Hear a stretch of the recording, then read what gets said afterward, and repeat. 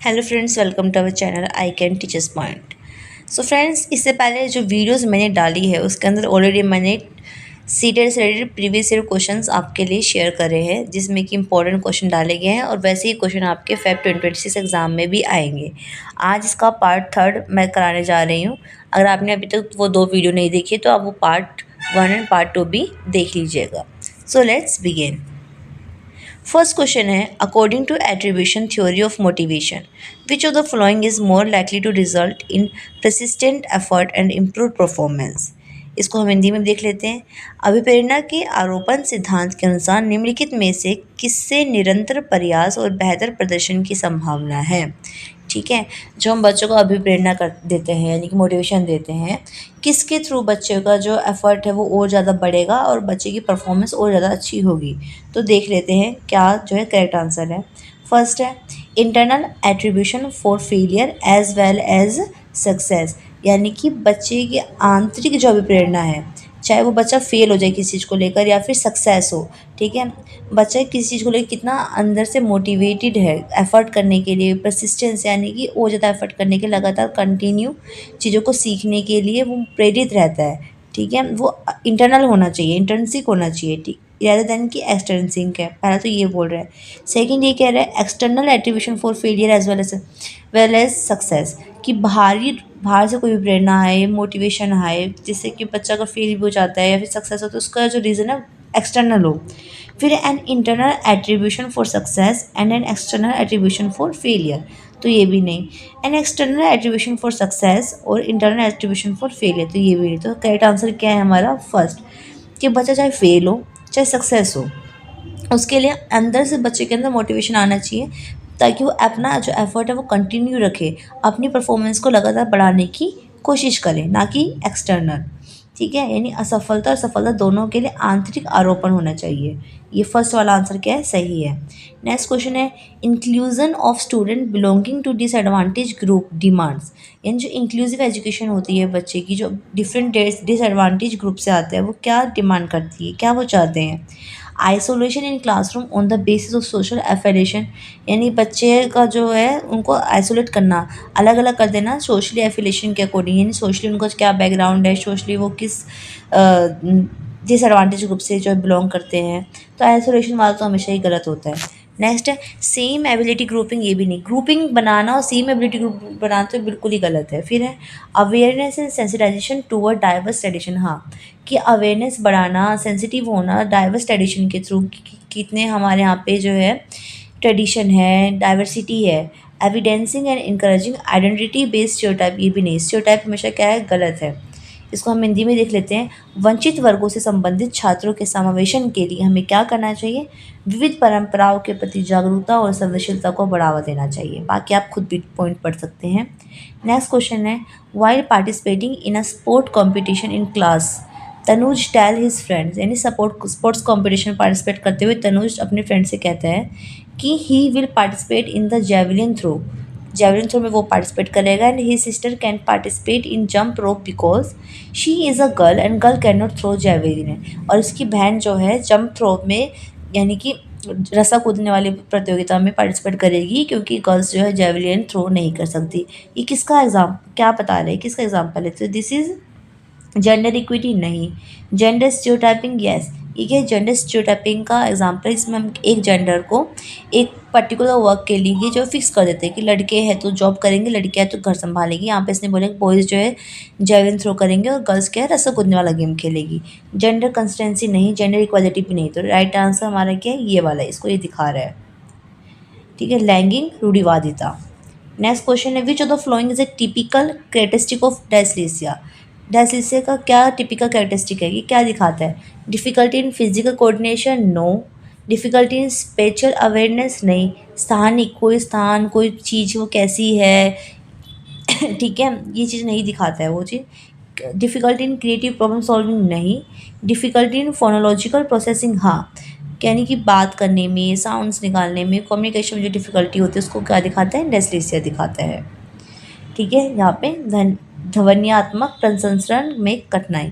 Next question है, problem solving is fostering by, यानी समस्या समाधान जो क्षमता होती है वो किस तरीके से बढ़ती है। पैसिव इमिटेशन के थ्रू, यानी कि पैसिवली हम चीज़ों को कॉपी कर रहे हैं, नहीं। रिस्पॉन्स सेट हो, नहीं। रिस्पॉन्स सेट, नहीं। फिर डाइवर्जेंट थिंकिंग, हाँ। बच्चा जब डाइवर्सिफाइड होगा चीज़ों को लेके, अलग अलग डायरेक्शन में सोचेगा, उसके प्रोज कॉन्स, क्या पॉसिबल है क्या पॉसिबल नहीं है, ठीक है, कौन कौन से मेथड हो सकते हैं, तो वो प्रॉब्लम को सॉल्व कर पाएगा रेदर देन कि अपनी प्रॉब्लम को लेके बैठे रहने से और टेंशन लेते रहने से, ठीक है। या फंक्शन फिक्सनेस, कि कोई काम जो है उसी तरीके से होना चाहिए, वैसे ही होना चाहिए, तो वो भी क्या है, प्रॉब्लम को बढ़ाता है ना कि डिक्रीज करता है। तो डाइवर्जेंट थिंकिंग, अलग अलग डायरेक्शन से चीज़ों को सोचना, समझना, सॉल्व करने की कोशिश करना, वो बच्चे की प्रॉब्लम सॉल्विंग एबिलिटी को बढ़ाता है। फिर है while divergent thinking dash convergent thinking dash. जो जब हम डाइवर्जेंट थिंकिंग करते हैं तो क्या होता है, प्रमोट मैथमेटिकल एबिलिटी, और कन्वर्जेंट थिंकिंग में प्रमोट वर्बल एबिलिटी, तो ये तो नहीं है कि ऐसा तो नहीं होता है, ठीक है। फिर है प्रमोट वर्बल एबिलिटी और प्रमोट मेडिकल एबिलिटी नहीं है। Encourage multiple answer is fixed and one correct answer, हाँ दिस वन इज करेक्ट। इस क्वेश्चन के according this one is correct, कि डाइवर्जेंट थिंकिंग क्या करता है, इंकरेज करता है मल्टीपल आंसर, कि हमारी प्रॉब्लम को सॉल्व करने की जो एबिलिटी हमें हमारी बढ़ती रहती है। हम डाइवर्जेंट थिंकिंग करते हैं, अलग अलग डायरेक्शन में देखते हैं, तो हमें हर प्रॉब्लम का जो मल्टीपल सॉल्यूशन हमें दिखाई देता है, ठीक है, मल्टीपल आंसर हमें दिखाई देते हैं। और कन्वर्जेंट थिंकिंग में क्या होता है, सिर्फ एक करेक्ट आंसर हमें दिखाई देता है, हम बाकी आंसर देखना ही नहीं चाहते, हम देखते ही नहीं हैं, ठीक है। या फिर इस fixed one correct answer, divergent thinking में एक फिक्स्ड करेक्ट आंसर होता है, तो नहीं, ये नहीं है, तो दिस वन इज करेक्ट। फिर है which of the following would not be characteristic as a formative assessment. Formative assessment का कैरेक्टरिस्टिक इसमें से क्या नहीं है। An assessment data is helpful in comparing student as per standard set of criteria, ये वाला, ठीक है, पहला ही दिख रहा है। हम क्या कर रहे हैं कि असेसमेंट हेल्पफुल है बच्चों को कंपेयर करने में, और हमने क्या सीखा है कि हम कभी भी एक बच्चे को दूसरे बच्चे से कंपेयर नहीं करेंगे, हमेशा बच्चे की कहाँ बच्चा जो है लर्निंग में पीछे हो रहा है, क्या why he is lagging behind in education, क्या रीज़न उसके मार्क्स कम आ रहे हैं, क्या रीज़न वो सीख नहीं पा रहा है, हम ये जानने की कोशिश करते हैं, ना कि हम बच्चे को दूसरे बच्चे से कंपेयर करने की कोशिश करते हैं। फॉर्मेटिव असेसमेंट का कभी भी ये जो है कैरेक्टरिस्टिक नहीं है, फर्स्ट टाइम पे ही हमें पता लग रहा है। फिर क्या, फिर भी हम नेक्स्ट पढ़ लेते हैं। An assessment use to identify misconception in student learning, हाँ कि बच्चे की लर्निंग में क्या मिसकंसेप्शन है, बच्चा क्या नहीं कर पा रहा है। An assignment given to the beginning of a new concept to determine student prior knowledge, बच्चे की प्रायर नॉलेज को जानने के लिए हम बच्चों को असाइनमेंट देते हैं, ये तो ठीक है। An assessment given during the class to provide on going feedback of student and teacher, ठीक है, क्लास के टाइम पे हम बच्चे का जो ऑन गोइंग मतलब हम सीखते सिखाते हुए बच्चे का जब असेसमेंट करते रहते हैं, क्वेश्चन पूछते रहते हैं, ताकि टीचर को बच्चों दोनों को फीडबैक मिल जाता है, तो ये सब कुछ सही है। तो करेक्ट आंसर हमारा क्या है, फर्स्ट वाला। हिंदी में आप देख लीजिएगा। नेक्स्ट है which of the following is the characteristic of effective feedback in classroom. क्या जो है इफेक्टिव फीडबैक हो सकता है क्लासरूम में। It is only focused on the outcome, गलत। जहाँ पे ओनली वर्ड आ गया ना वो तो हमेशा गलत होता है। It is timely and specific, हाँ इफेक्टिव फीडबैक कैसा हो सकता है कि जिस टाइम पे चाहिए और स्पेसिफिक है, जो भी चीज़ के बारे में बात कर रहे हैं, तो वो क्या है, हो सकता है ये वाला करेक्ट आंसर। नेक्स्ट पढ़ते हैं। It is given only at the end of the task, नहीं है, नहीं है। It is broad and generic, तो ये भी नहीं कि बहुत ज़्यादा हो और बहुत जेनरिक हो, नहीं। तो हमारा राइट आंसर क्या होगा कि टाइमली दिया जाए, स्पेसिफिक चीज़ों को लिए दिया जाए, जिस चीज़ का हम क्वेश्चन पूछ रहे हैं उस चीज़ के बारे में ही हमें फीडबैक मिले। निम्नलिखित में से उपयोगी प्रतिपुष्टि की विशेषता कौन सी है। ये केवल परिणामों को केंद्रित होते हैं, नहीं। यह सामयिक और विशिष्ट होती है, ठीक है। यह व्यापक और सामान्य होती है, ये भी नहीं है। ये केवल कार्य के अंत में दी जाती है, ये भी नहीं है। तो सेकेंड आंसर ठीक है। As per the Howard Gardner theory of multiple intelligence, which of the following set represent correct match of intelligence and associate characteristic, यानी कौन सी इंटेलिजेंस और उसके साथ कौन सी उसकी विशेषता है वो करेक्ट मैच है, वो आपको बतानी है। म्यूज़िकल परफॉर्मेंस और कंपोजिशन स्किल, हाँ देखो फर्स्ट बिल्कुल सही है कि म्यूज़िक किससे जुड़ा है, परफॉर्मेंस और कंपोजिशन स्किल से जुड़ा हुआ है। Spatial skill of appreciating the, sorry,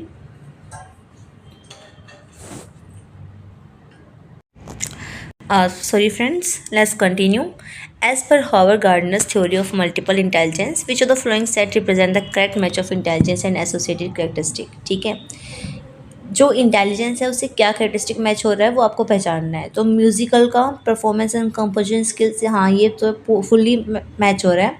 फिर spatial skill of appreciation the natural world, ये जो है मैच नहीं हो रहा है, ठीक है, ये मैच नहीं हो रहा है, क्योंकि स्पेटियल स्किल का मतलब है कि किसी स्थान के बारे में, किसी प्लेस के बारे में, उसकी लोकेशन, उसका व्यू क्या है, कैसे है, ये सब चीज़ें देखना, ना कि ओनली नेचुरल वर्ल्ड, तो ये नहीं है।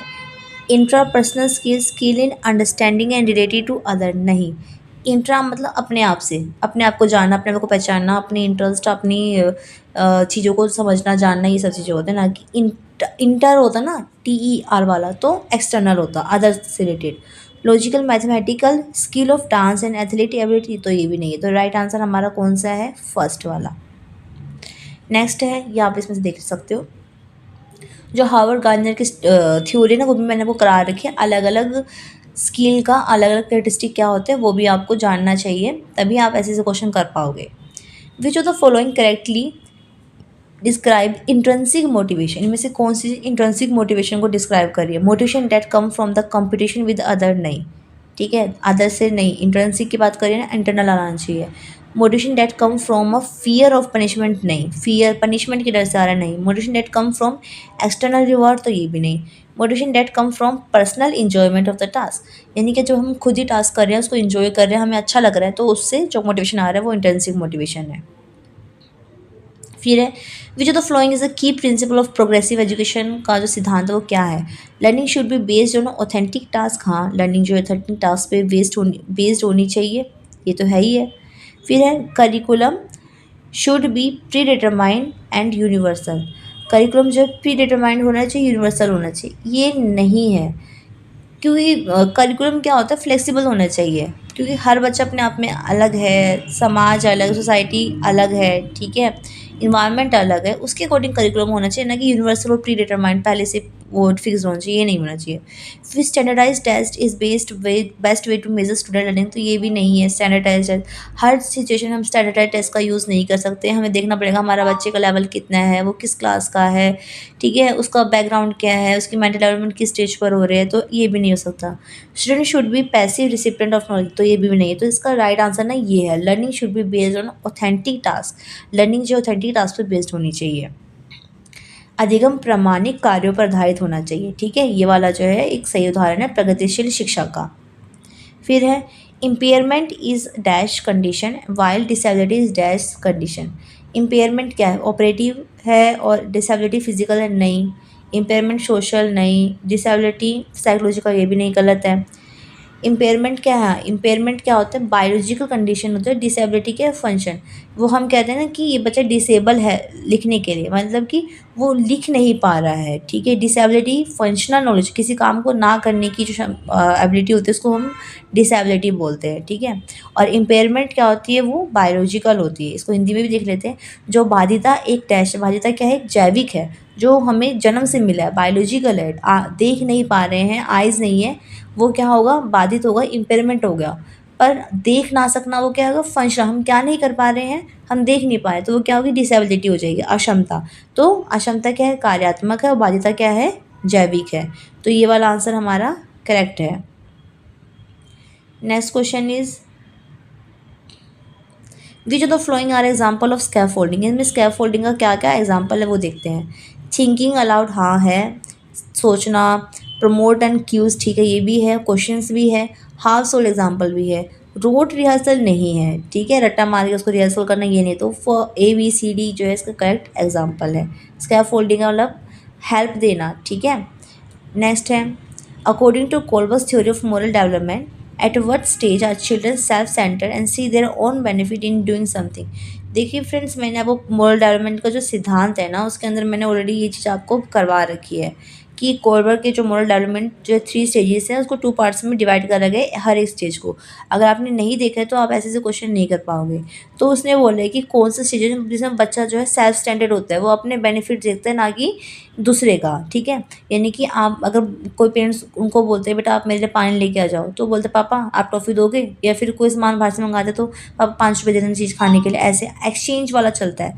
तो ये चलता है कि फर्स्ट स्टेज में जो होता है, सेकंड स्टेज जो फर्स्ट स्टेज होती है, first stage at the first stage in the first level, ये वाला सेकंड स्टेज वाला, सेकंड स्टेज यानी कि जो फर्स्ट लेवल होता है, यहाँ पे स्टेजेस को इन्होंने 6 पार्ट में डिवाइड करा है और 3 लेवल्स बताए हैं, ठीक है। तो फर्स्ट लेवल पे 2 स्टेज होती है, सेकंड लेवल पे 2 स्टेज होती है, थर्ड लेवल पे जो है 2 स्टेज होती है। और ये इसको ऐसे भी बोल देते हैं कई बार क्वेश्चन में कि 3 स्टेजेस हैं और कितने स्टेप्स हैं, तो 6 स्टेप है, 3 अगर स्टेजेस को डिवाइड करते हैं। यहाँ पे इसने बोला है the third stage in the second level, ठीक है, तो इन्होंने लेवल में डिवाइड करा है। तो मैं आपको क्या बता रही हूँ, जो फर्स्ट लेवल है, फर्स्ट लेवल पे जो सेकंड स्टेज है, फर्स्ट पे जो सेकंड स्टेज है वो ये वाला है, चिल्ड्रन सेल्फ स्टैंडर्ड होते हैं, अपने बेनिफिट को देखते हैं। तो फोर्थ वाला at the second stage in the first level पे सेकंड स्टेज। फर्स्ट वाला तो ये है कि इसमें बच्चे के अंदर कोई मॉरल वैल्यूज़ नहीं होती, वो पनिशमेंट एंड ओबीडियंस देखता है कि पनिशमेंट मिल रही है कि बच्चों को अप्रिशिएशन मिल रहा है। सेकंड वाले में बच्चा अपने आप को देखता है कि हाँ मुझे इस चीज़ के बदले क्या मिल रहा है, एक्सचेंज वाली स्टेज भी बोलते हैं इसको। और जो सेकंड लेवल होता है उसके अंदर good boy good girl orientation वाला आ जाता है, ठीक है। और यहाँ पे जो हम मेनली सोसाइटी को इम्प्रेस करने की कोशिश करते हैं। फिर थर्ड वाले में यूनिवर्सल आ जाता है। तो यहाँ पे क्या है, फर्स्ट वाला, फर्स्ट लेवल पे सेकंड स्टेज हमारा आंसर है। इसको आप हिंदी में भी पढ़ सकते हैं। नेक्स्ट है which of the following types of question can help assess a student ability to evaluate information critically. ये हमने पहले पढ़ा है कि पहले भी हम ये वाला क्वेश्चन आ गया है कि इनमें से कौन सा क्वेश्चन का टाइप है जिसमें हम बच्चे के एबिलिटी को इवेल्युएट करते हैं कि बच्चा कितनी जल्दी कितने अच्छे तरीके से इन्फॉर्मेशन को क्रिटिकली जो है अपने एनालाइज कर पा रहा है, समझ पा रहा है। तो हमने क्या बोला था, question that ask from student personal opinion. जब हम बच्चों को उसके ओपिनियन को शेयर करने की बात करते हैं रेदर देन की समरी बताओ, इस बुक में इस चैप्टर में क्या एग्जांपल दिया गया वो बताओ, ठीक है। फ्रेंड अगर आपको वीडियो कंटेंट अच्छा लग रहा हो ना, then please do like share and subscribe my channel, ठीक है। Thank you very much.